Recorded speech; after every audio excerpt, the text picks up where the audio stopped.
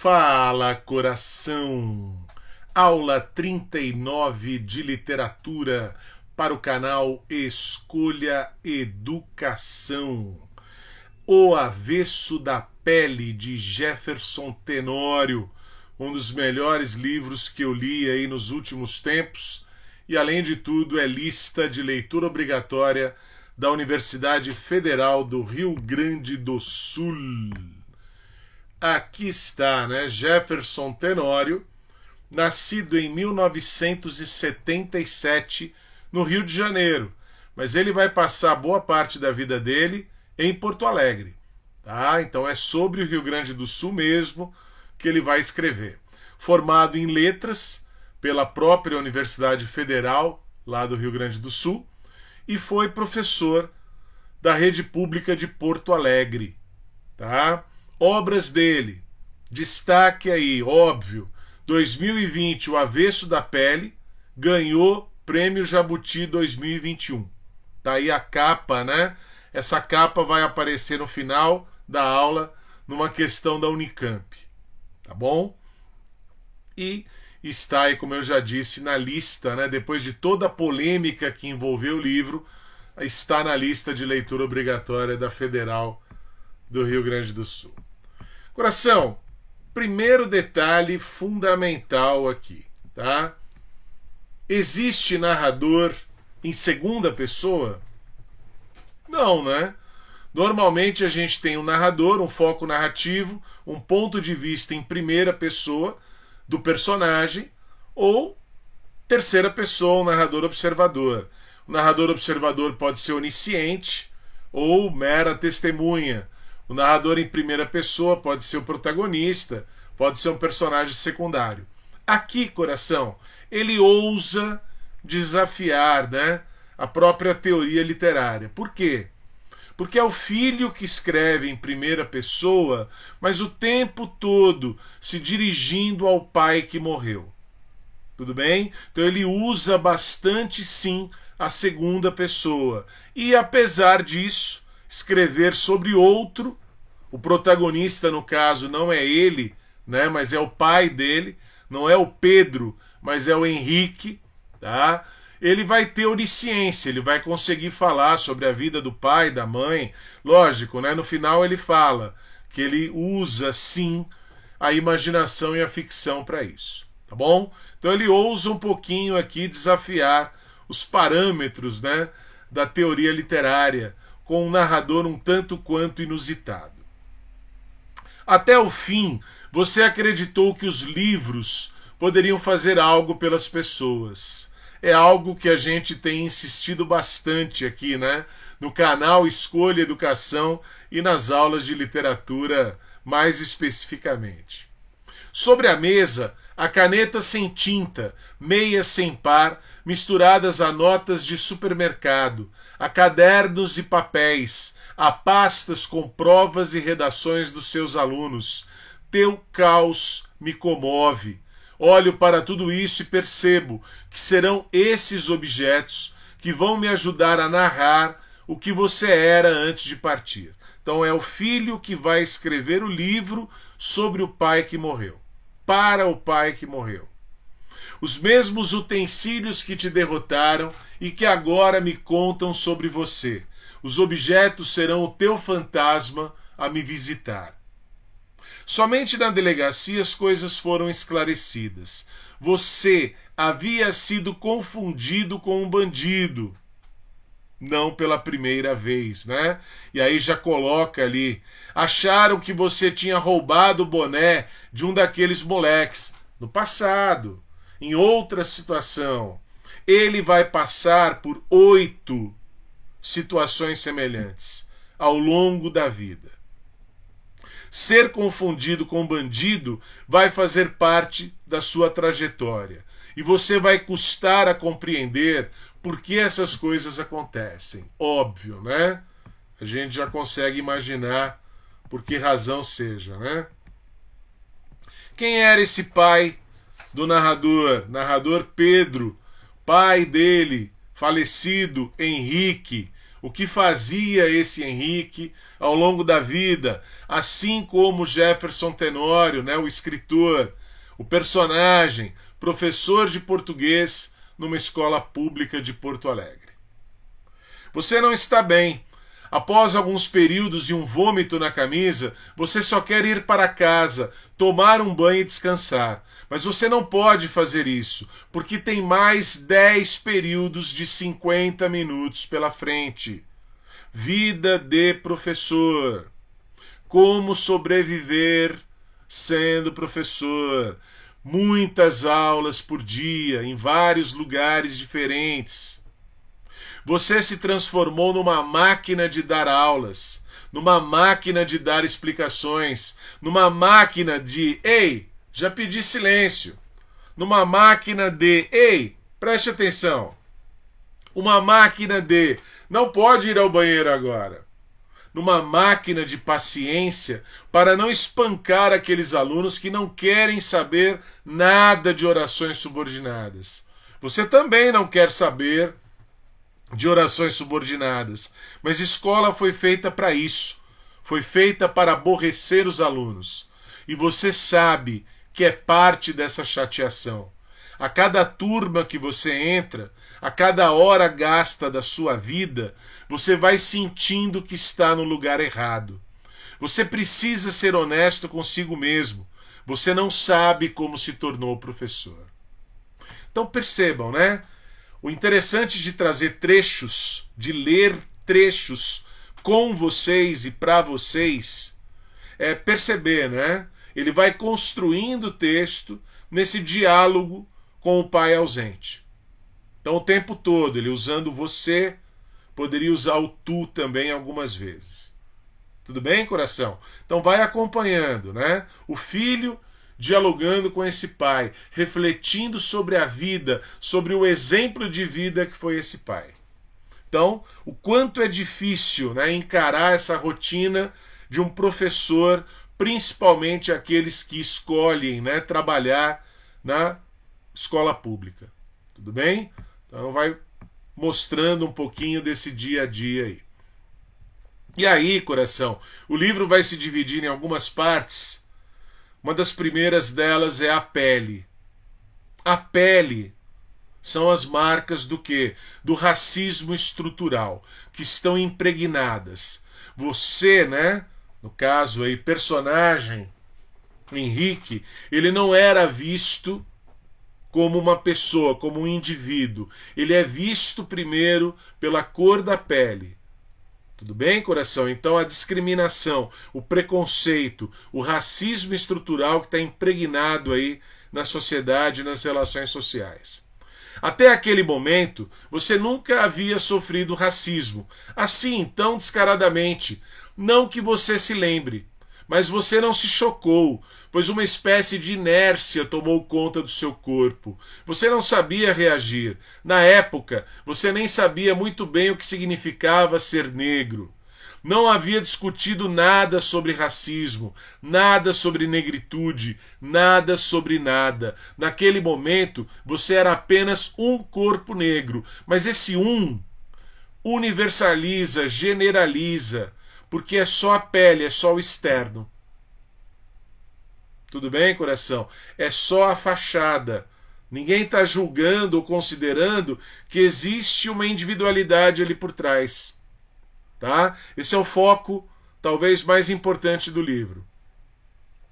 Em pouco tempo, você e a Suelen, o que este filho narrador vai fazer? Ele parte ali do final da vida, da morte desse pai dele, e ele vai reconstruir, ele vai voltar ao passado. No passado do Henrique, no passado desse pai, quando ele estava ali estudando na faculdade de letras, ele namorava uma moça branca.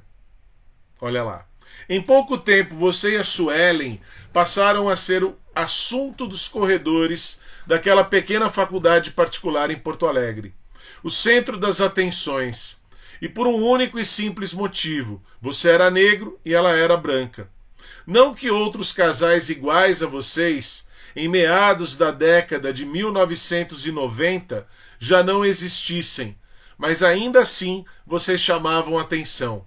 Alguns comentários racistas nunca chegaram diretamente a você, mas eles aconteciam à sua revelia. Principalmente numa cidade do sul do país, como Porto Alegre, né? E o Jefferson Tenório passou por isso, né? Então ele está escrevendo algo experimentado, algo parecido com o que a gente falou lá, né? Sobre a Carolina Maria de Jesus no quarto de despejo. E aí é lógico, se ele vai falar de racismo, ele vai tocar nos estereótipos. Acontece que em pouco tempo você não só passou a ser o negão da família, como também passou a ser uma espécie de para-raios de todas as imagens estereotipadas sobre os negros. Pois disseram que você era mais resistente à dor. Disseram que a pele negra custa envelhecer, que você deveria saber sambar, que deveria gostar de pagode, que devia jogar bem futebol, que os negros são bons em atletismo. Os negros, todos. Porque é um rótulo, porque é um carimbo. O estereótipo é isso, né? É uma imagem fixada na cultura. E aí passa a ser um preconceito. Pré-conceito, pré-julgamento. Você não corre?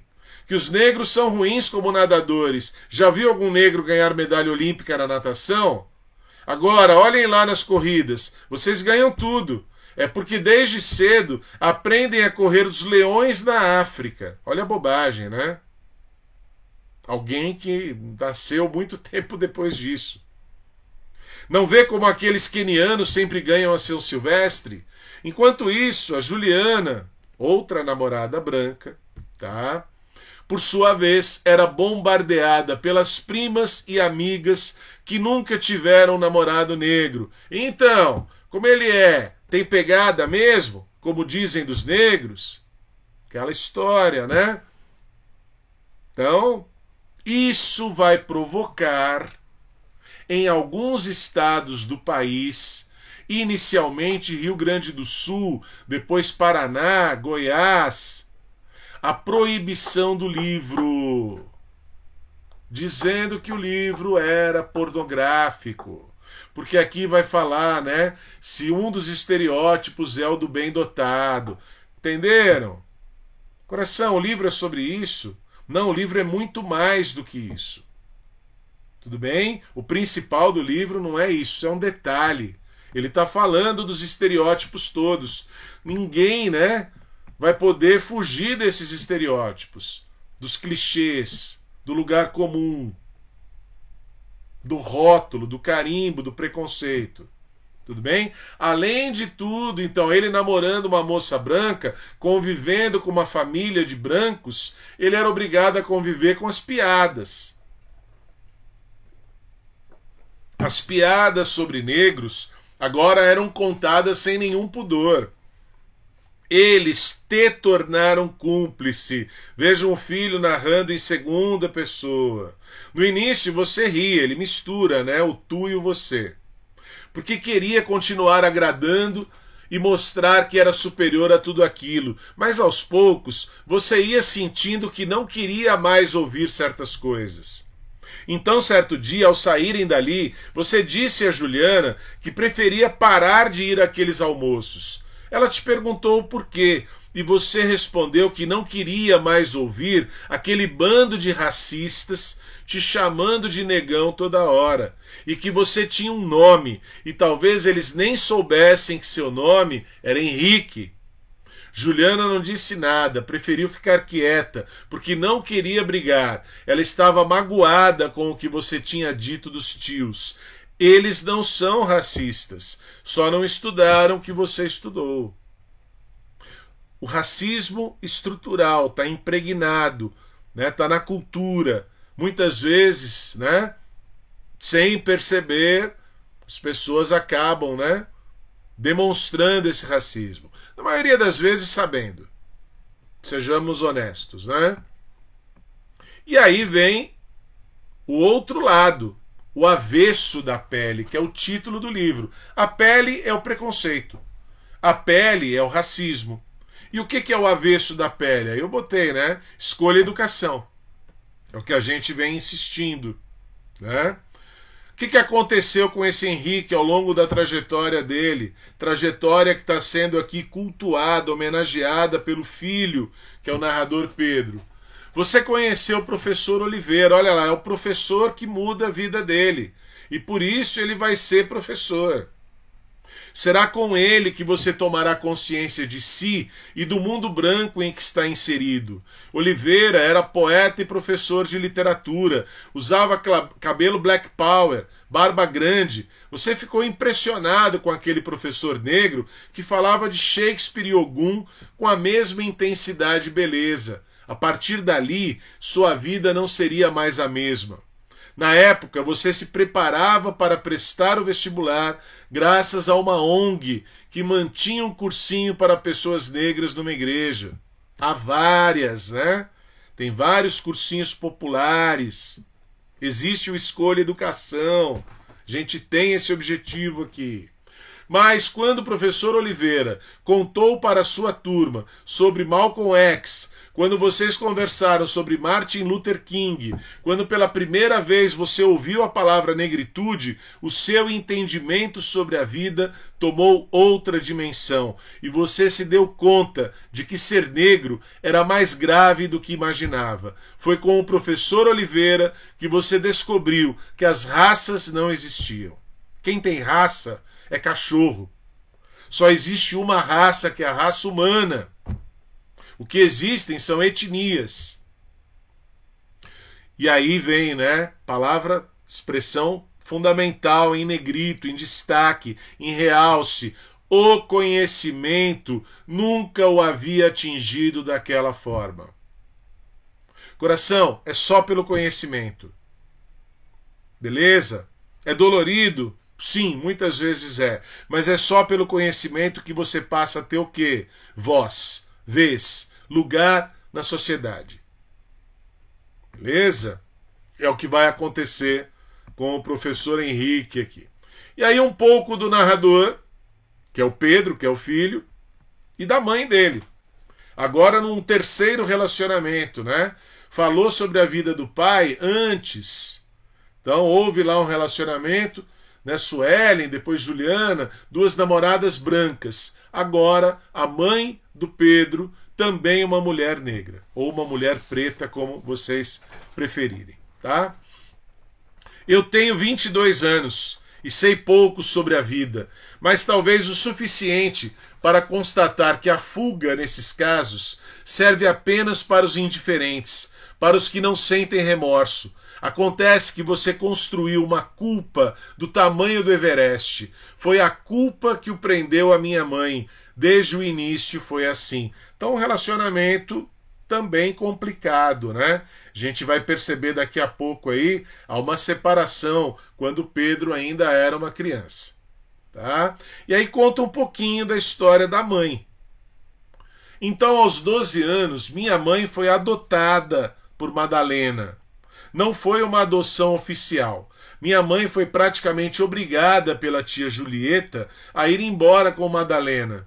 Então, num dia em que estavam sentadas na praia, Flora é a irmã, né? Ela foi adotada, ela vai conviver com a filha da Madalena. Madalena branca, Flora branca, né? E a Marta, que a gente já vai ver o nome aí, né? Negra, preta. Flora olhou para minha mãe e perguntou, talvez sem maldade, por que a pele dela era mais escura, e foi a primeira vez que alguém falou da cor da sua pele. Antes ela era Marta ou Martinha. Agora, depois de uma simples pergunta, ela passara a ser Marta e negra. A pele fora nomeada, a existência ganhara sobrenome. Então, sair da pele para chegar ao avesso da pele é um processo. E é um processo individual, que cada um vai ter que passar. A Marta ainda não passou, tá? Assim como o Henrique, né? O Pedro com o pai dele. Pedro, você sabe quem é Deus? E eu não fazia a mínima ideia do que tinha te feito perguntar uma coisa daquelas para um menino de 9 anos. No entanto, agora eu sei que você estava me preparando. Você sempre dizia que os negros tinham de lutar, pois o mundo branco havia nos tirado quase tudo e que pensar era o que nos restava. É necessário preservar o avesso, preservar a subjetividade, a individualidade. Quem é você além da pele? Preservar aquilo que ninguém vê. Esse trecho aqui é exatamente o que foi cobrado na segunda fase da Unicamp do ano passado. O último vestibular Unicamp. É exatamente este trecho aqui. Porque não demora muito e a cor da pele atravessa nosso corpo e determina nosso modo de estar no mundo. E por mais que sua vida seja medida pela cor, por mais que suas atitudes e modos de viver estejam sob esse domínio, você, de alguma forma, tem de preservar algo que não se encaixa nisso. Entende? Pois entre músculos, órgãos e veias existe um lugar só seu, isolado e único. E é nesse lugar que estão os afetos. E são esses afetos que nos mantêm vivos. Então, o avesso da pele é a identidade, é a individualidade, é a subjetividade que precisa ser conquistada, resgatada, para não cair só no estereótipo, só no racismo. Você tem que superar isso, né? Defendendo a sua individualidade. E aí, ele usa as personagens, né? O Jefferson Tenório, para expressar essas diferentes visões sobre o tema, que é o racismo. Tema, coração, que você vai encontrar na prova da Unicamp, vai encontrar no Enem. O Enem cobra diversas questões sobre esse tema. Beleza? Por isso que é importante você ter repertório. Pode cair numa redação. Certamente, além do sexo, o fato de ambos serem negros era um dos elementos que pesavam nesta balança. Pois, a princípio, a cor da pele não deveria ser um problema. Diferente dos dois relacionamentos anteriores, com mulheres com namoradas brancas, agora o Henrique está namorando a Marta, os dois são negros. Afinal, quando vocês saíam na rua, isso não era um incômodo. Não despertava olhares e comentários da sociedade. Acontece que minha mãe foi criada numa família de pessoas não negras. Ela era adotada. O que a fez ter outra visão sobre o racismo. Aliás, para ela, o racismo se fortalecia justamente quando começávamos a falar sobre ele, que isso era uma coisa que já deveria ter sido superada. E falar sobre a cor da pele só fortalecia o preconceito. E foi nesse ponto que o discurso racial entrou na vida de vocês como mais um problema. Além de outras questões pessoais, eles discutem em relação ao racismo. O Henrique quer sim tocar no assunto, quer levantar a questão, e a Marta é contra. Diz que não há necessidade, que isso deve ser superado. Será, né? E aí, o Jefferson Tenório, escritor brilhante, muito bom autor, vou recomendar os outros livros dele também, coloca essa diferença que existe entre o homem negro e a mulher negra. E aí eu estou citando aqui, né, lógico, título do livro da Conceição Evaristo, que aparece aí na lista da FUVEST. A gente vai tratar da lista da FUVEST a partir de agosto, segundo semestre. Movimento Negro nunca fez nada por mim. Quem está falando isso é a Marta. Movimento Negro acha que tudo se resume à cor da pele. Se esquecem que ser um homem negro é muito diferente de ser uma mulher negra.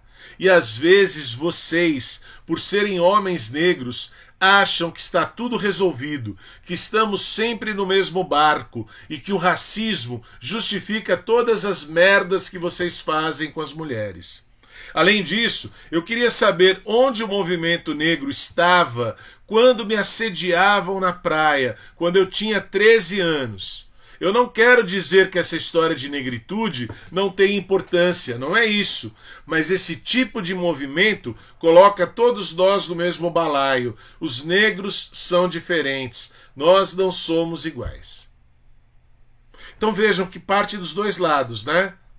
Tratar só da pele e não aprofundar para conhecer o avesso da pele. Também de dentro do movimento negro. Essa é a razão de ser aqui da personagem Marta. Você a ouvia e pensava que talvez minha mãe tivesse razão. Entretanto, você não podia concordar com tudo, pois você achava que minha mãe estava individualizando uma questão que era, em sua raiz, um problema de ordem estrutural. Então, o tempo todo, essa dualidade vai entrar aqui, né? Da pele e do avesso da pele. E aí eles chegam a fazer até terapia de casais. E aí vem um detalhe aqui que eu achei bem interessante. Ele falando sobre a psicanálise, né? Enquanto isso, você observava os terapeutas e pensou que eles não sabiam nada de vocês, não conheciam o tumulto vital de vocês. Eles eram brancos, vieram de uma classe média e tinham uma visão limitada do mundo. Não perceberam o que estava acontecendo ali. Eles não faziam a mínima ideia de que metade dos seus problemas estava contida na cor da pele. Você pensou. Não diretamente, mas lá no fundo. Você sabia que tudo isso era mais complexo do que eles imaginavam. A psicanálise tinha cor e ela era branca, você pensou. Não chame a atenção dos brancos. Não fale alto em certos lugares. As pessoas se assustam quando um rapaz negro fala alto. Imediatamente você tem que associar ao livro Solitária da Eliana Alves Cruz. A filha da empregada fica no quartinho da empregada e ela tem que se tornar invisível. Ela não pode ser ouvida, ela tem que se calar, ela não pode ter voz. Beleza, coração? Então é o mesmo tema, é o mesmo assunto. Olha o repertório que você tem que ir construindo aí. Não ande por muito tempo atrás de uma pessoa branca na rua. Não faça nenhum tipo de movimento brusco quando um policial te abordar. Toda a história aqui gira em torno do quê? De uma abordagem policial. Ou melhor, 8 vezes o Henrique, o pai, foi abordado por policiais.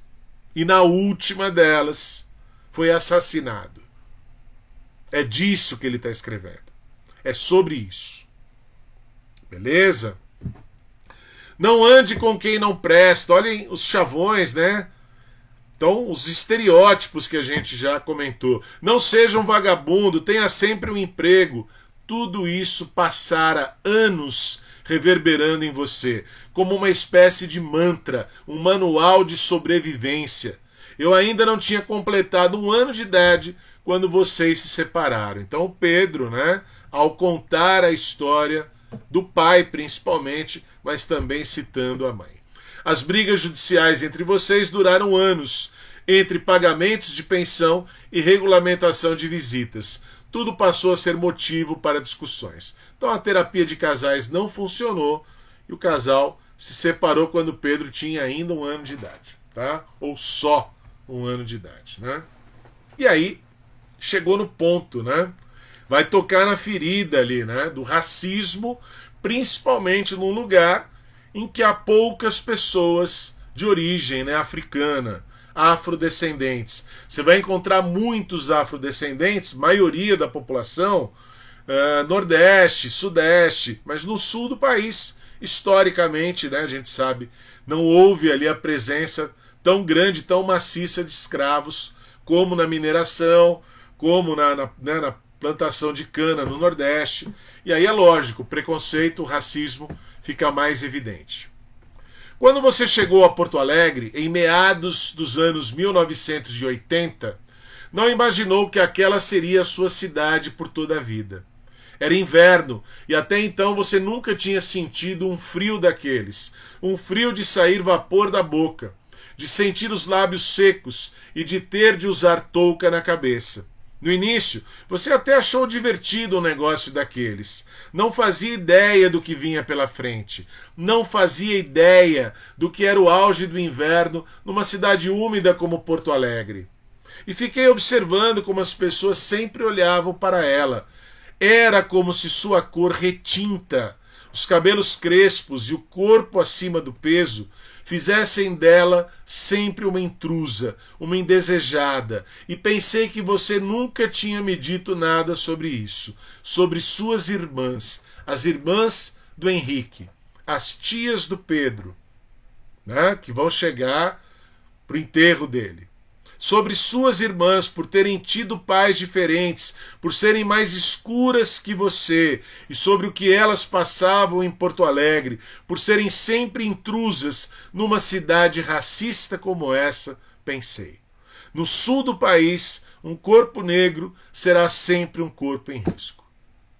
Talvez não só no sul do país, né? Muito provavelmente não só no sul do país.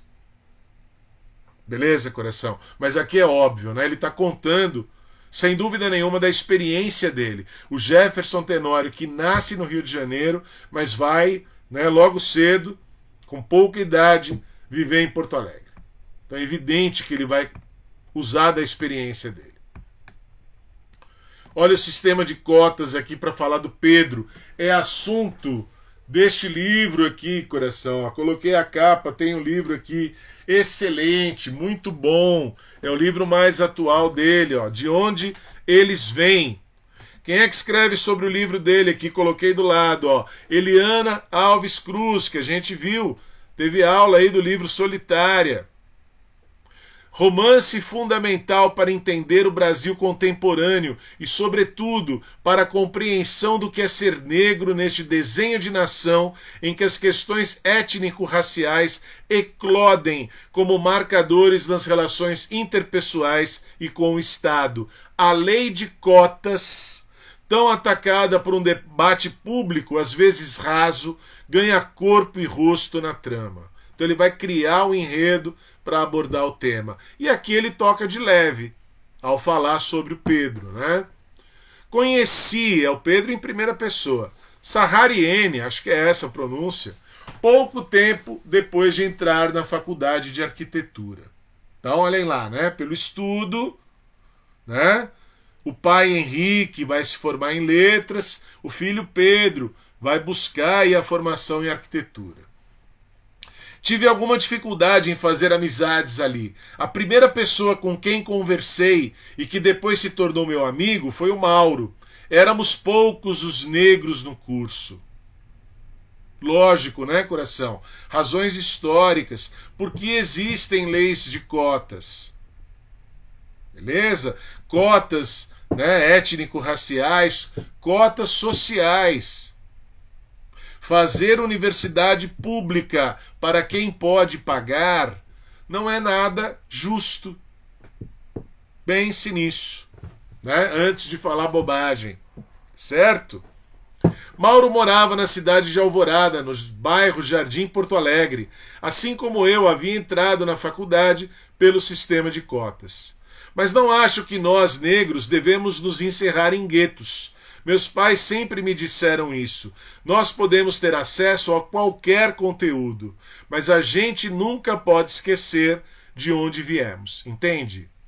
Ao mesmo tempo que você não vai se fechar no gueto, você não vai esquecer qual é a sua origem.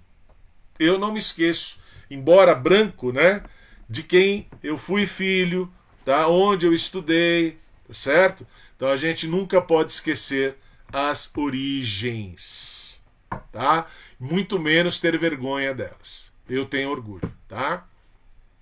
Quando você queria me ensinar certas coisas cedo demais, como por exemplo no dia em que você me perguntou que cor eu tinha e foi a primeira vez que eu olhei para os meus braços e vi que tínhamos quase a mesma cor, eu era pequeno, mas eu disse que não sabia que cor era aquela e você me disse que eu era negro.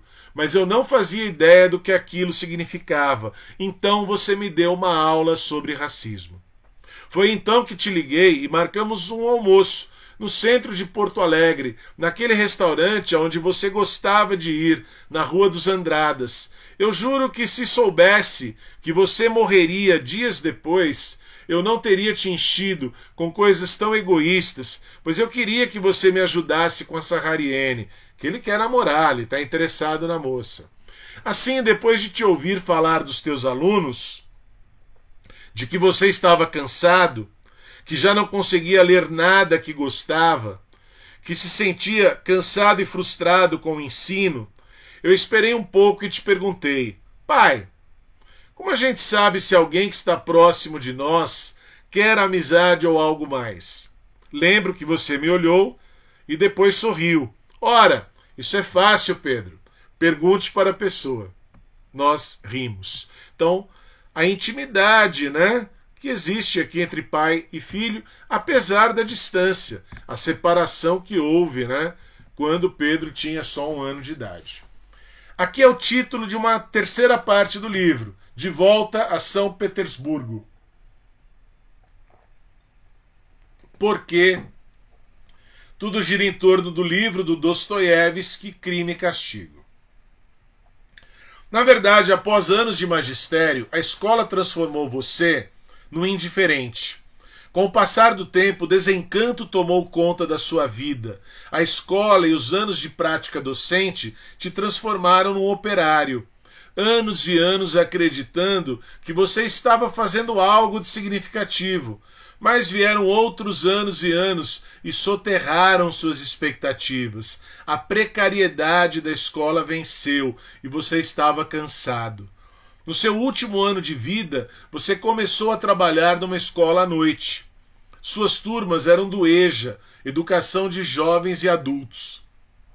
Antes, os alunos eram mais velhos e haviam parado de estudar por algum motivo, e depois, já na maturidade, voltavam para a sala de aula. Mas agora não. Agora, a maioria dos alunos eram adolescentes que não deram certo no turno do dia.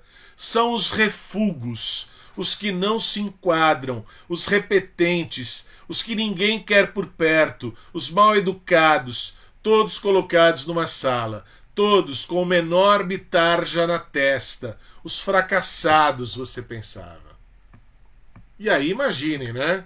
Se já é difícil o trabalho do professor no diurno, imaginem num noturno desse tipo, né? Com essa, né, clientela, os refugos. Ninguém te respondeu, alguns viraram as costas. Você pensou então em ir até o fundo da sala, bater de frente com eles e dizer: escutem aqui, vocês não têm esse direito de faltar com respeito comigo. Estou aqui para dar minha aula, e é só. No entanto, você não podia fazer isso. Não podia bater de frente. Você sabia que havia 3 ou 4 alunos que estavam te ouvindo. Era pouco para quem queria fazer algo naquela turma. Você tinha de admitir, sua aula foi um fracasso. Você desistiu. Pediu apenas que copiassem um poema no caderno, mas ninguém copiou nada, nem mesmo aqueles 3 ou 4 que te ouviam. Poucas semanas antes de você morrer, a sua vida naquela escola estava um inferno. Você tinha 20 anos de magistério e nunca pensara que seria derrotado por um bando de adolescentes. Se você tivesse um diário sobre todos os anos em que esteve em sala de aula, você teria escrito o seguinte: tenho 52 anos e queria estar aposentado. Durante todo esse tempo, vi muitos professores abandonarem o barco. Muitos ficaram pelo caminho, saltaram antes e foram fazer outra coisa da vida. Esse livro é fantástico, não só por colocar, né, discutir o tema do racismo, mas também, né, por colocar a situação do professor. É isso, tá? Situação por que passa hoje o professor é bem essa, coração. E aí não só na escola pública, né? Ser exemplo. Você deveria ser exemplo para eles. Quando você entra na profissão, você entra com um ideal. Então é lógico, ele, né, consciente da negritude, ele quer ser exemplo para aqueles alunos. E aí, quando não consegue, a frustração é enorme. O único professor negro da escola. Certamente você deveria dar um exemplo. Talvez por impulso, culpa, ou mesmo porque sentia que ainda precisava fazer algo. Você se levantou e foi até o meio da sala. Pediu a atenção de todos com um grito enérgico. Por alguns instantes, todos eles pararam para te olhar. Era a tua chance. Você tinha poucos segundos para convencê-los a continuar prestando atenção em você. E realmente parecia que estava funcionando. Alguns alunos do início estavam conversando sobre um crime que havia acontecido. E aí o professor Henrique resolve falar sobre o quê? Crime e Castigo do Dostoiévski. A descrição de Dostoiévski os hipnotizava. Entre a narração de uma morte e outra, podia-se ouvir a respiração dos alunos.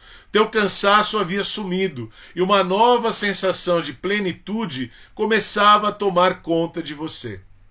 Quando terminou, os alunos disseram que gostaram da sua aula. Você ficou feliz com aquilo, como se algo na sua vida de professor tivesse sido resgatado. É uma vitória.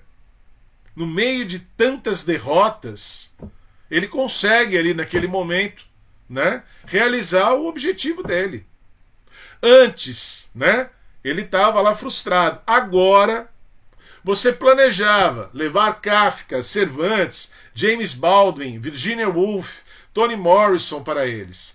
Desejava, né, depois daquela noite, porque tudo era possível. A partir da primeira vitória, ele já está sonhando com outras.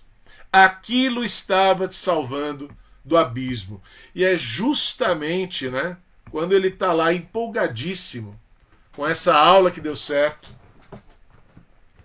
Na manhã do dia 21 de agosto de 2016, você foi abordado pela polícia. E aí ele fala, é pela 8ª vez, ele vai narrar, né? O narrador Pedro vai colocar 7 vezes anteriores. Você estava na frente do seu prédio, esperando uma carona para ir trabalhar. Enquanto você conferia a hora do seu relógio, 2 policiais em motocicletas da Brigada Militar se aproximaram de você, perguntaram o que fazia ali parado. Você só se deu conta do que estava acontecendo quando um deles falou mais alto e disse para você parar. Era uma abordagem. Sua cabeça ainda estava na sala de aula, ainda estava em Dostoiévski. Ele gritou para você parar, gritou para você ir para a parede, mas você não escutou ou não quis escutar. Ele e os outros policiais estavam nervosos. Era só para ser mais uma abordagem de rotina. Só isso, vamos porra, colabora! Mas você não estava se importando mais com a rotina deles. Ele gritou novamente para você ir para a parede, ele já estava te apontando a arma, mas para você já não fazia diferença, porque daquela vez eles não iam estragar tudo. Cabeça dele ali, né, a mil, com aquela aula que ele tinha acabado de dar. E a morte, né, sempre vai ser um dos piores clichês, né? Depois seguiu-se mais um silêncio. Então alguém perguntou se eu queria dizer algumas palavras. Ele é assassinado pela polícia. Aqui, né, o Pedro é chamado para falar alguma coisa no velório, no enterro do pai. Eu queria, mas não ali na frente de todos. A dor era minha e eu queria escondê-la. Mas um rapaz jovem, negro, que se identificou como ex-aluno, pediu para falar. Eu queria começar dizendo que eu conheci o professor Henrique Nunes na 7ª série. Eu tinha 12 anos. E não tenho como medir tudo o que ele fez por mim, tudo o que ele fez por inúmeros alunos, tudo o que ele me ensinou. Estou arrependido de não ter dito isso a ele. Quero dizer também que o professor Henrique Nunes não morreu por mera circunstância da vida. Morreu porque era... Olha agora, coração, por que o livro foi proibido em 3 estados brasileiros? Por erotismo? Óbvio que não, por isso daqui, né? Olha a denúncia. Alvo de uma política de Estado, uma política que persegue e mata homens negros e mulheres negras há séculos. É por esse motivo que o livro foi perseguido. tá? E aí já no desfecho, né, do Pedro: por isso não estou reconstituindo esta história para você nem para minha mãe. Estou reconstituindo esta história para mim. Preciso arrancar a tua ausência do meu corpo e transformá-la em vida, em obra, em arte, em literatura. As pessoas que te mataram ainda estão soltas, e não sei por quanto tempo elas continuarão livres, mas elas nunca saberão nada sobre o que você tinha antes da pele. Mataram só um homem negro. Não conheceram, né, o Henrique Nunes que estava aí dentro da pele. Jamais saberão que você carregava para além de uma ameaça. Por isso, sigo recontando a tua vida, que é também um pouco da minha e um pouco da de muitos, né? Não só homens negros, mas de muitos professores. Por isso que o livro, né, tem esse impacto todo. Sua obra foram seus alunos, mesmo aqueles que nem se lembram de você. Sua obra foram suas aulas tristes, suas aulas sérias, suas aulas apaixonadas. Eu queria ter morado num pensamento teu, como uma forma de amor, um amor entre pais e filhos. Então, belíssimo, né? Final aí do livro. E aqui eu só tô colocando, coração, não vou avançar no tempo não, tá? A questão da Unicamp. Não era lista, não estava na lista de leitura obrigatória da Unicamp, e isso apareceu na segunda fase, tá? Na capa do livro, você tem essa imagem. E aí aparece aqui, eu vou tentar ler, tá bem apagado, né? A pintura reproduzida na capa de O Avesso da Pele, intitulada Trampolim Banhista, do artista Antônio Obá, se refere ao ocorrido em um hotel da Flórida, Estados Unidos, em 1964. Manifestantes mergulharam em uma piscina permitida apenas para pessoas brancas. E o dono do hotel, para impedir o protesto, atirou ácido na água. E aí, coração, a letra A, né? Eu não vou ler tudo. Em que consiste o avesso a que o texto 2 se refere? Aquele trecho que nós já lemos. Comentamos o tempo todo durante a aula. Refere-se à subjetividade. Beleza, coração? A individualidade é um lugar só seu. Então, além, né, do estereótipo do homem negro, existe uma pessoa, um sujeito, existe uma individualidade. E é isso que tem que ser preservado e resgatado sempre. A letra B, vejam, vai abordar, né, o absurdo que foi a proibição do livro. E aí aparece aí, né, uma cartoon, né, uma charge. Coração, aparece ali como se fosse alguém da Ku Klux Klan, né, racista, empurrando para dentro da piscina cheia de ácido. Vejam que atrás ali, né, do personagem do homem negro tem uma bandeira brasileira. Beleza? Então, quiseram proibir, só que o tiro saiu pela culatra. O livro passou a ser muito mais vendido, ganhou muito mais destaque e hoje está aí na lista da Federal do Rio Grande do Sul. Belezinha, coração? Então indico, recomendo muito, não só O Avesso da Pele, mas outras obras do Jefferson Tenório, excelente autor contemporâneo aí, tá bom? Aquele abraço, fui, valeu!